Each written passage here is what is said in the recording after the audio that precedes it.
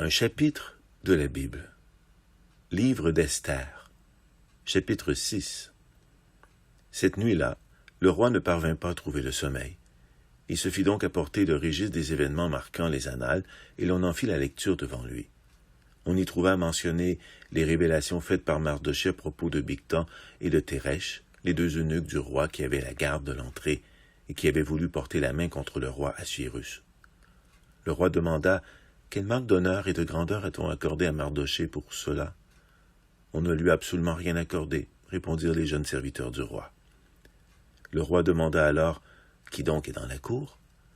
Aman avait fait son apparition dans la cour extérieure du palais pour demander au roi de faire pendre Mardochée à la potence qu'il avait préparée à son intention. Les serviteurs du roi lui répondirent « C'est Aman qui se tient dans la cour. »« Qu'il entre » ordonna le roi. Dès qu'Aman fut entré, le roi lui demanda « Comment faut-il traiter un homme que le roi veut honorer ?»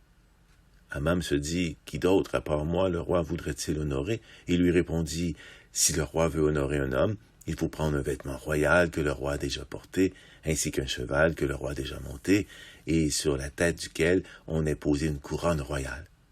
Il faut confier le vêtement et le cheval à l'un des plus illustres princes du roi.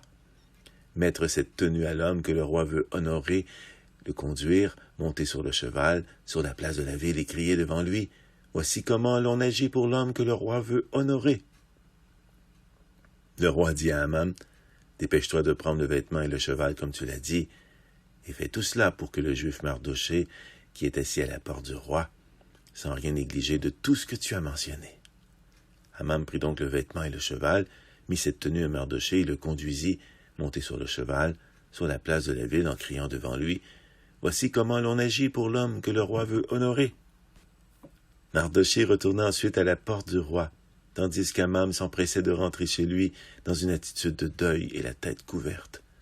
Lorsqu'il exposa point pour point à sa femme Zeresh et à tous ses amis tout ce qui lui était arrivé, ses conseillers et sa femme Zeresh lui dirent « Si ce Mardochée devant lequel tu as entamé ta déchéance est un juif, tu ne pourras rien faire contre lui. Tu ne pourras que perdre la partie contre lui. » Il parlait encore avec lui quand les eunuques du roi arrivèrent. Ils s'empressèrent de conduire Aman au banquet qu'Esther avait préparé.